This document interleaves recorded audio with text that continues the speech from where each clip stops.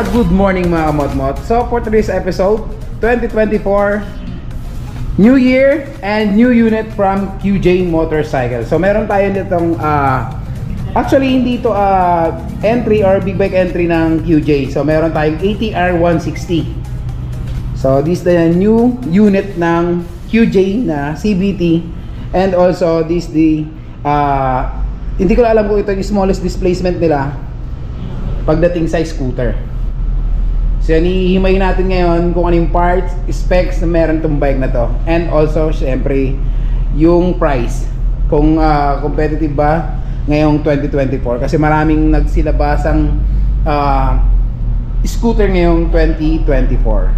Okay, so first, so ang engine nito meron tong single overhead cam, 4 valves, liquid cool engine, and 160 eksaktong 160 displacement neto, and meron tong 16 horsepower at 8,500 rpm and 15 newtons of torque at 6,000 rpm liquid cool engine. And also equipped to ng front brake na 330 disc diameter, pero hindi siya usual design na round. Ito meron siyang spike, so parang hawig siya sa chrysanthemum design. ABS, so meron din tong traction control, inverted fork sa front, and 2-piston QJ motorcycle disc caliper sa front. Spoke wheels, pero naka tubeless type siya. So meron tong 110 by 80 by 14 tire diameter na CST tires, and meron din tong 130 by 70 by 13 tire diameter CST tire sa likod, and equipped with single disc single piston caliper sa likod. Yan, linawin ko lang single channel or single ABS lang ang meron nito. So yung sa front lang. So indication nito, makikita nyo yung slatted sa plate. So ito indication na ABS siya.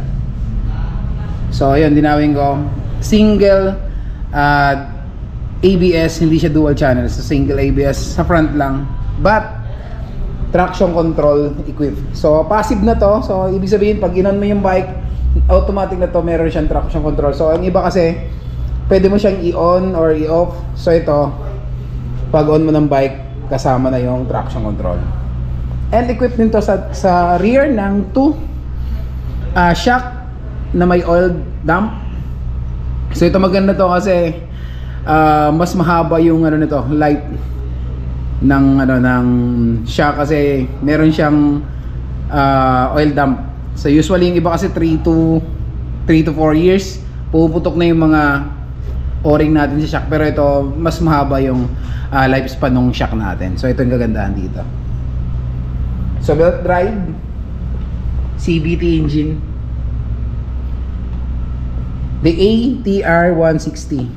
So meron tong 4 available colorway variation. Meron tong red, black, and orange yata yung isa, and this one is the silver.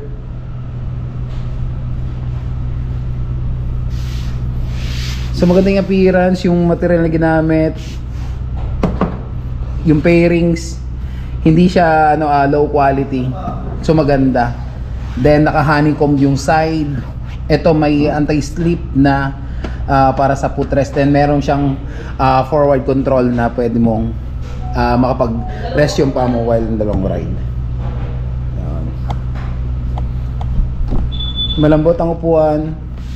Hindi siya usually yung ibang stiff, then matigas. Ito makapal at malambot at medyo slim, so medyo mababa yung seat height nito. So meron tong 770 mm seat height and 165 mm ground clearance.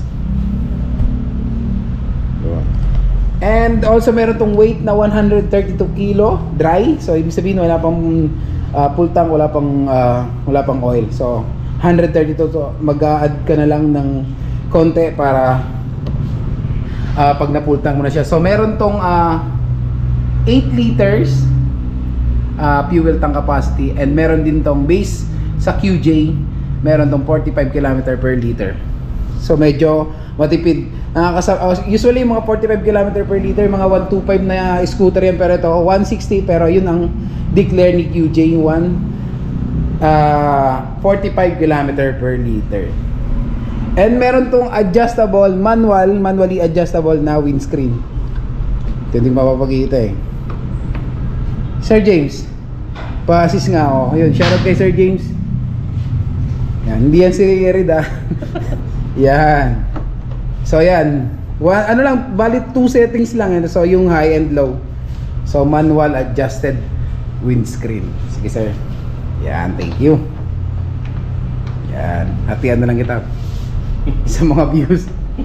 Ayun, additional all LED projector light, and so maganda yung appearance. Gusto ko yung color combination, yung inverted fork, yung rim, yung spoke, maganda sa lahat. And dito makikita mo na agad na adventure siya, parang off-road. Pwede siya pang off-road kasi dito sa spoke. Yan. So yun, ipakita ko sa inyo yung how to operate the bike. Yan, additional ko keyless. Yan.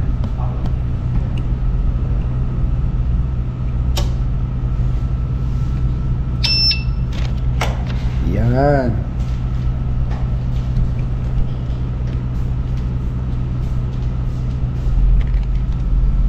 So colored TFT display. So menu, interface. So interface, ito yung ito yung setting nung TFT mo kung gusto mo siya white or automatic or dark. So usually talaga ginagamit dito yung auto para wala ka ng hassle. So daylight man or night ride, hindi ka na magpapalit ng setting mo ng interface. Okay, so may high beam, passing light, turning light, kill switch, electric start, then also may hazard.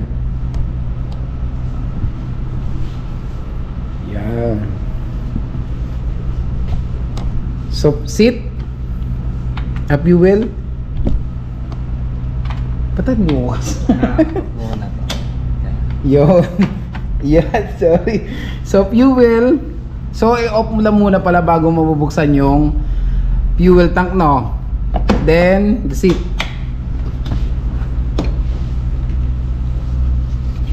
Usually nakikita ko talaga sa mga ganito, yung may mga U-Box, wala silang support na ganito, na usually iba talaga bumababa, ito meron. So yun. Yun ang advantage na ito. Hindi ka na mag-install ng kung ano pang mga hydraulic na nabibili sa aftermarket. Yan.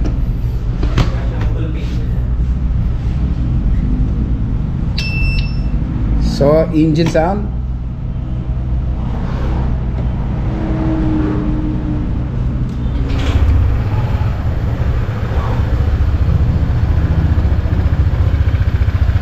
Tahimik.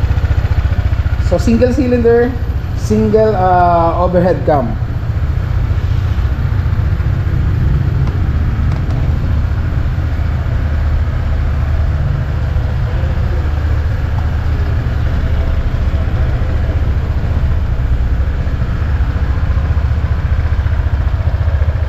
LED likod. So ito kasi may may provision na pwede ka magkaroon ng camera. So ipapakita sa inyo sa front. So meron yan eh. So provision na pwede ka magkabit ng camera. Yan.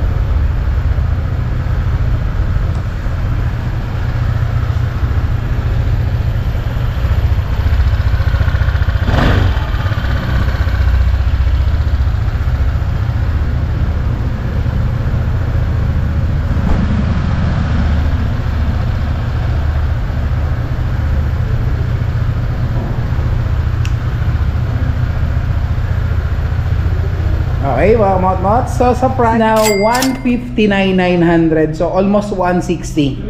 So ito yung price as of today. So hindi ko pa maibibigay yung financing na ito kasi bagong unit pa to.